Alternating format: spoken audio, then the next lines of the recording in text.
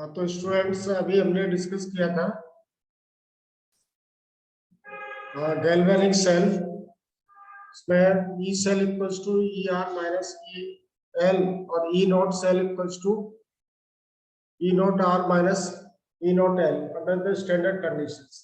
अभी ये जो नस्ट इक्वेशन है ये हमें बताएगा कि ई नॉट सेल और E cell and concentration of electrolyte जो डिफरेंट इलेक्ट्रोड्स में लिया हुआ है उसके कॉन्सेंट्रेशन में क्या रिलेशन है।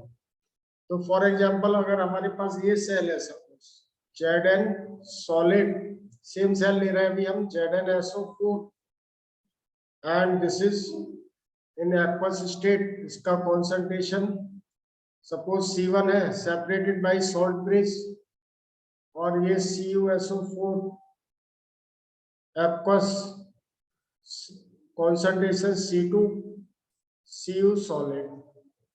तो नस्ट ने हमें एक इक्वेशन दिया इसको हम कहते हैं Nernst equation. So for example कि यहाँ पर वो ऑल अभी हम सारे के सारे रिडक्शन पोटेंशियल ही लेंगे। तो एट ई नॉट या ऐसे डायरेक्टली लिख लेते हैं हम कि इसके लिए ई सेल की जो वैल्यू होगी वो हो जाएगा E not cell minus 0.0591 by N into log concentration of ZnSO4 divided by concentration of CuSO4। क्योंकि concentration टर्म सॉलिड के लिए यूनिटी लिए जाते हैं तो इसको हम कंसीडर नहीं करेंगे। सो दिस इज द इक्वेशन 1। अब हम यहाँ पर देखें कि क्या रिएक्शन हो रही है। एक्चुअली सेल रिएक्शन जो है वो क्या है हमारे पास सेल रिएक्शन वो क्या है ZnSO4 solid plus Cu, sorry, this is aqueous. This is what? Aqueous. Aqueous plus Cu solid, and this is converted to CuSO4. Solid, Cu solid. Again, this is aqueous actually. So here we can see कि जो भी right hand term होगा, जो भी right hand term जो aqueous state में होंगे वो सारे यहाँ पे ऊपर आएंगे और जो लेफ्ट हैंड टर्म में जो सेल रिएक्शन में जो भी टर्म होंगे एक्वस स्टेट में वो सारे नीचे आएंगे। तो इस तरह से हम यहाँ पर नस्ट इक्वेशन के एप्लीकेशन से direct no need for derivation, क्योंकि डायरेक्ट ही सवाल पूछा जाएगा और डेरिवेशन में हमें अभी टाइम वेस्ट नहीं करना है क्योंकि उतना टाइम है नहीं हमारे पास। तो सिंपली अब ई सेल हमें कैलकुलेट करना है। ई नॉट सेल जो होगा वो E nought R minus E nought L होगा। ये लेफ्ट हैंड इलेक्ट्रोड है और ये राइट हैंड इलेक्ट्रोड है। तो इस तरह से हम यहाँ पर ये कैलकुलेट कर सकते हैं। This is called Nernst equation. अब देखो फॉर एग्जांपल एक सवाल लेता हूं मैं, क्वेश्चन कि calculate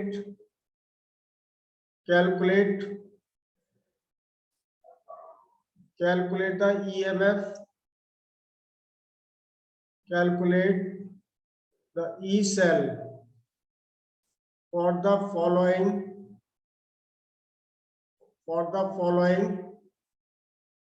Daniell cell।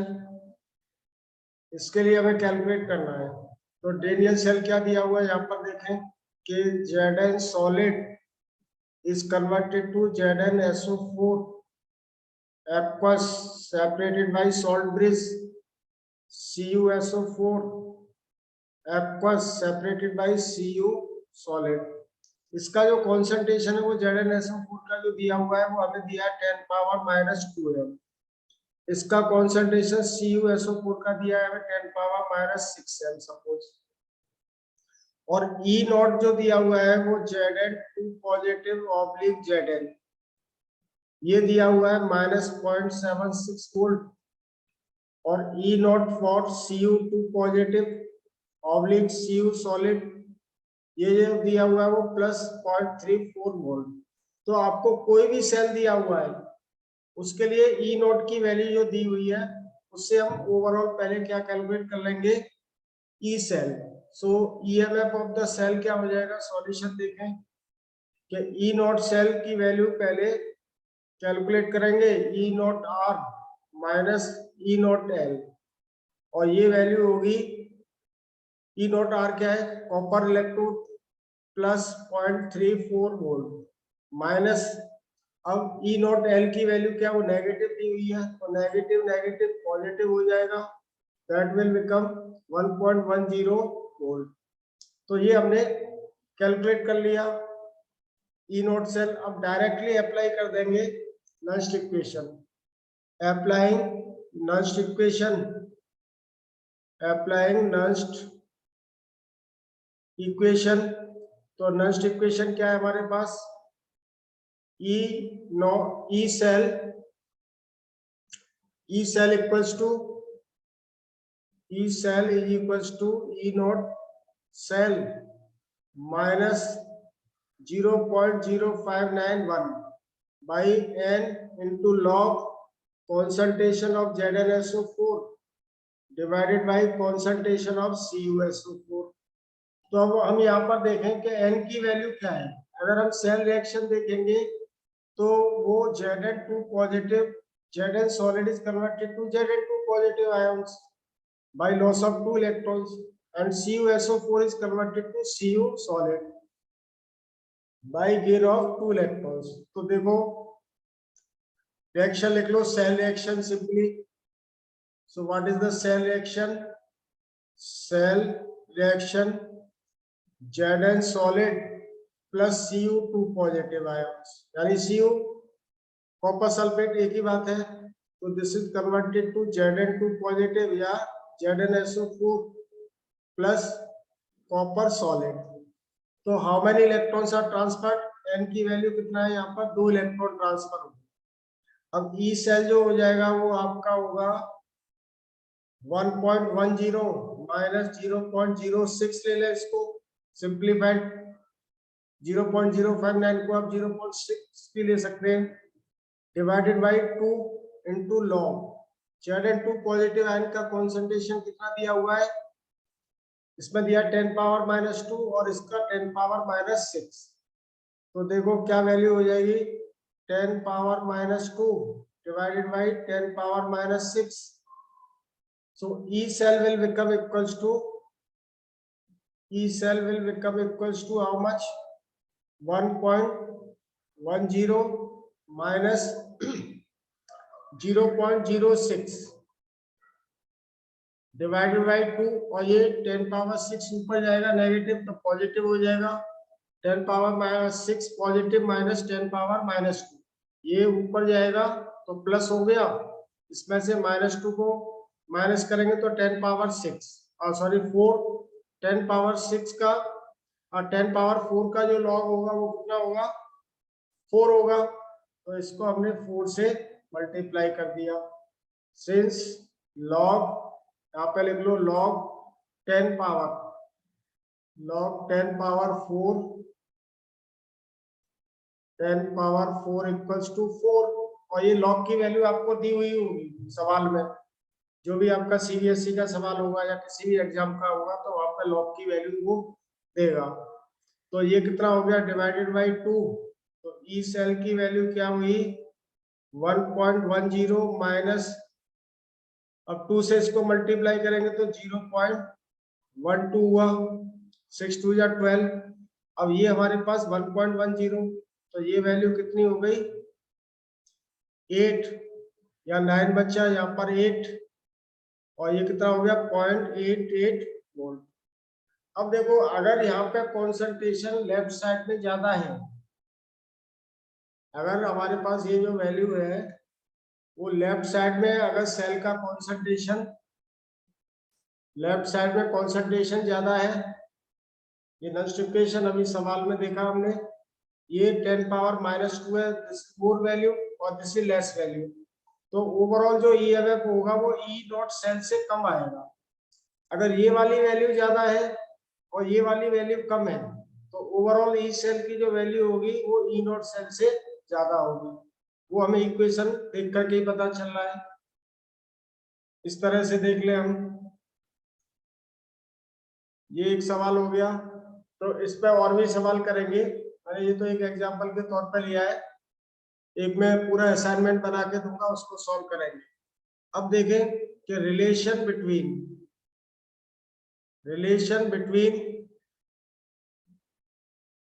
pH and E cell for hydrogen electrode।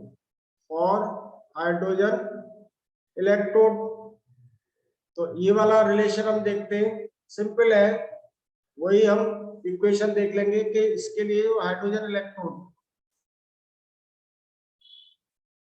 This cell representation for hydrogen electrode क्या होगा, क्या वो हमने पहले भी देखा, यहाँ पे जो रिएक्शन हो रही है वो प्लेटिनम इलेक्ट्रोड पर रिएक्शन हो रही है, H positive plus 1 electron, this is converted to half H2 gas. तो इसके लिए जो नॉइस्टिफिकेशन होगी वो ई सेल, या रिप्रेजेंटेशन क्या है इसका, Pt solid H positive oblique H2 gas, this is the cell representation. तो ई सेल जो होगा नॉइस्टिफिकेशन वो क्या हो जाएगा, E not cell, E nought for hydrogen electrode minus 0.0591 by N into log. अब देखो H2 गैस है तो जनरली 1 एटमॉस्फेयर प्रेशर रहेगा डिवाइडेड बाई, क्योंकि लेफ्ट हैंड के हमें जो भी कॉन्सेंट्रेशन टर्म है ये एक्वस है, तो नीचे लेंगे, इसमें क्या आएगा नीचे, H पॉजिटिव आयन कॉन्सेंट्रेशन। अब since E not cell for standard hydrogen electrode as per IUPAC convention is considered zero, तो ई सेल की वैल्यू क्या होगी हमारे पास यहाँ पर, नेगेटिव 0.0591 और 1 इलेक्ट्रॉन ट्रांसफर हो रहा है divided by 1 H positive.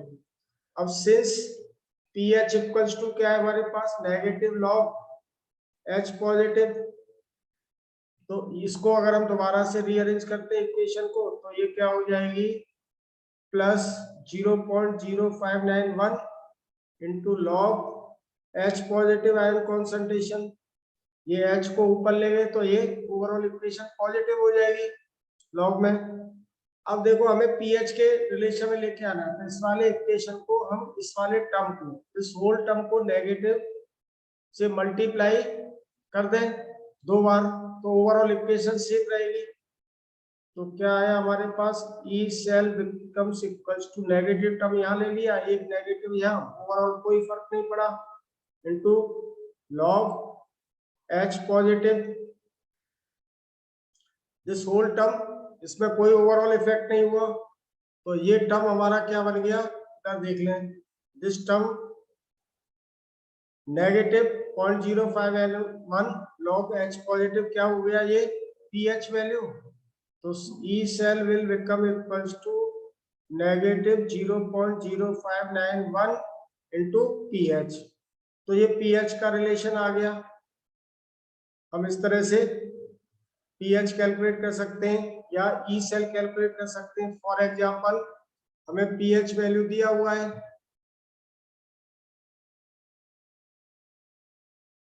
For example ये हमारे पास क्वेश्चन, कैलकुलेट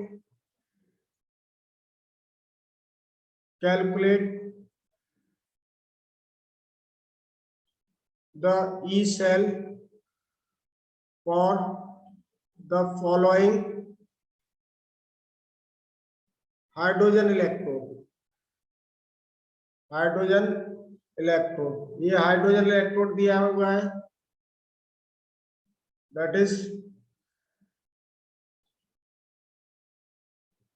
यहाँ पर देख ले हम इसको, Pt solid H2 gas,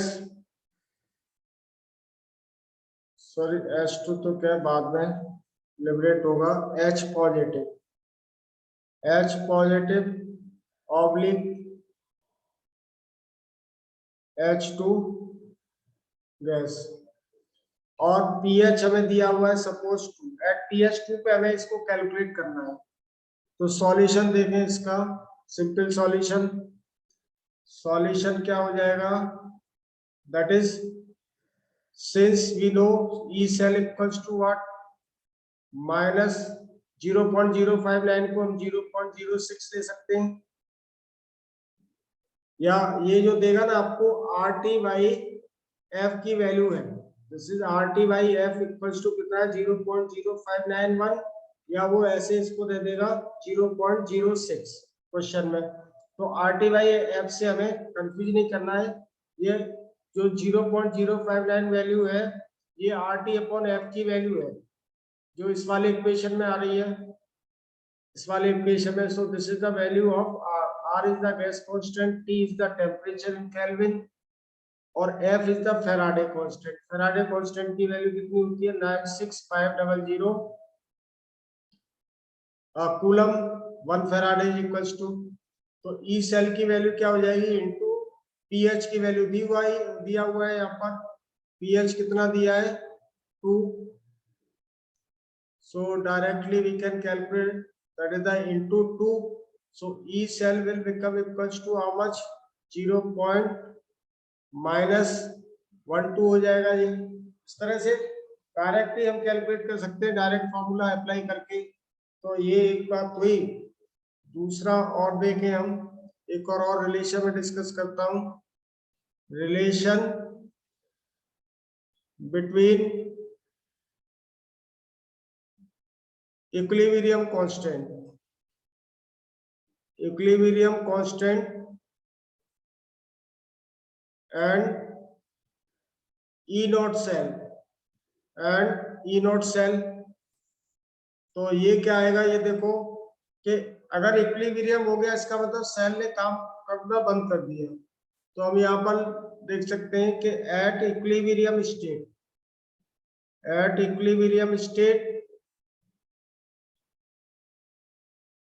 E cell will become equals to 0। अब कोई भी इक्वेशन ले ले, सपोज हमारे पास ये Ma प्लस Mb, ये सेल रिएक्शन है, इज कन्वर्टेड टू, अब इक्विलिब्रियम एस्टैब्लिश हुआ तो ये Pc प्लस Qb बना रहा है। तो क्या करेंगे, इसके लिए जो Kc की जो वैल्यू होगी इक्विलिब्रियम कांस्टेंट की, वो क्या होगा, concentration of C power P into concentration of D power Q। ये केमिकल इक्विलिब्रियम में पढ़ाई है सबने, A power M into B power N। So this is called equilibrium constant. अब ई सेल की जो वैल्यू है according to Nernst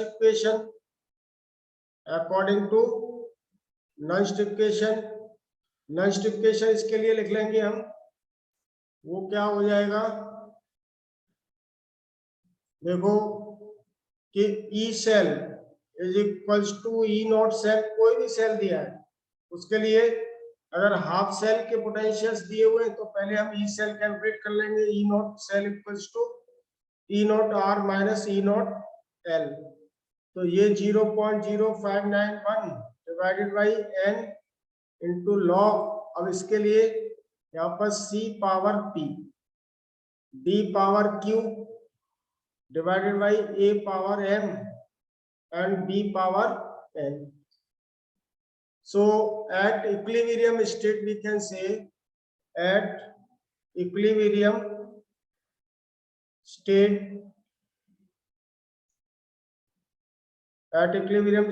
E cell will become equals to 0, क्योंकि सेल ने काम करना बंद कर दिया। दोनों रिएक्शन क्या हुए, वो इक्विलिब्रियम में आ गई, LHE एंड RH, यानी दोनों का पोटेंशियल जो डिफरेंस था वो 0 हो गया, दोनों का पोटेंशियल बराबर हो गया। तो ओवरऑल जो डिफरेंस होगा वो 0 हो गया। नाउ वी कैन सी कि अब if this is 0, this value is 0, तो इसको हम क्या लिख सकते हैं, E not cell will become equals to 0 point, ये वाला टर्म पॉजिटिव हो जाएगा और ये वाला टर्म क्या बन जाएगा, Kc। So this will become equals to E cell will become equals to, sorry, E not cell, that is 0.0591 by n। Into log Kc। Kc is the equilibrium constant. तो यहाँ से हम इसको कैलकुलेट कर सकते हैं। इस पे और भी सवाल करेंगे, अभी मैं असाइनमेंट जो कराऊंगा उस पर देखेंगे कुछ सवाल। इसके बाद देखते हैं हम और दूसरा रिलेशन, एक और relation between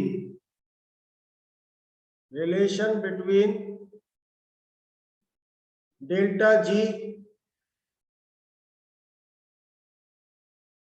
and EMF of the cell.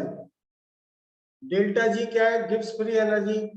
जो गिब्स फ्री एनर्जी को कैसे डिफाइन कर सकते हैं हम कि किसी भी सिस्टम से जो उसके पास जो अवेलेबल अमाउंट ऑफ एनर्जी है which can be converted into the useful work, जो उसके पास अवेलेबल एनर्जी है उसको अगर हम यूजफुल वर्क में कन्वर्ट कर पाते हैं तो वो जो एनर्जी की वैल्यू होगी उसको हम क्या बोलेंगे? Delta G, Gibbs free energy.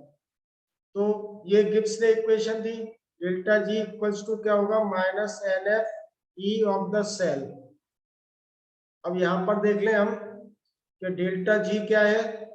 Delta G is the Gibbs free energy, Gibbs free energy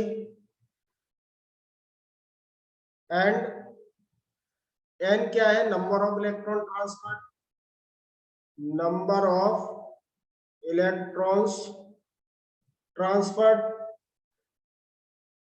और ई सेल क्या है यहाँ पर? EMF ऑफ द सेल, ये हमें पता ही है, EMF of cell, electromotive force.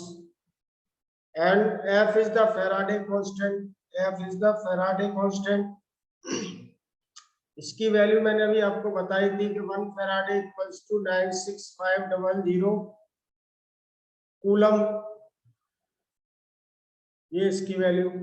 अब यहाँ पर देखें कि स्पॉन्टेनिटी ऑफ द सेल जो होगी, दैट इज कि रिएक्शन फिजिबल होगी या नहीं, उसको क्या बोलेंगे हम? Spontaneity. Spontaneity of cell, spontaneity of cell क्या हो जाएगा हमारे पास कि if delta G equals to negative then cell reaction will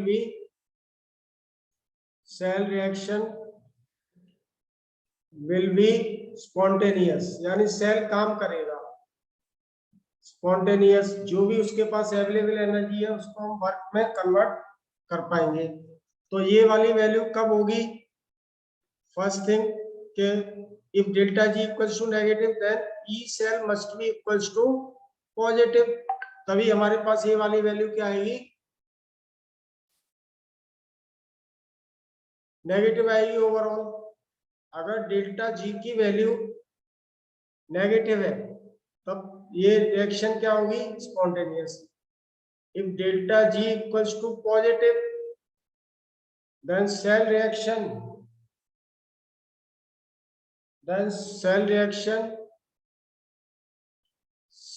reaction will be non-spontaneous, तब सेल रिएक्शन नॉन स्पॉन्टेनियस हो जाएगा। ऐसे कब होगा ये पॉजिटिव? जब ई सेल की वैल्यू नेगेटिव है, if delta G equals to 0 then cell will be in equilibrium,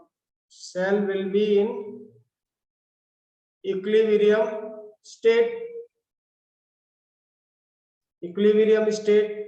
So when it will be 0, when EMF of the cell equals to 0, जो हमने अभी इक्विलिब्रियम कांस्टेंट के लिए लिया था, क्योंकि at equilibrium state EMF of the cell क्या हो गया? 0 का लिखा था हमने, यहाँ पर देख लें इक्विलिब्रियम कांस्टेंट ई सेल क्या होगा? At equilibrium state E cell equals to 0। तो ये सारी चीजें हैं, इस पे हम कुछ सवाल करेंगे नेक्स्ट क्लास में।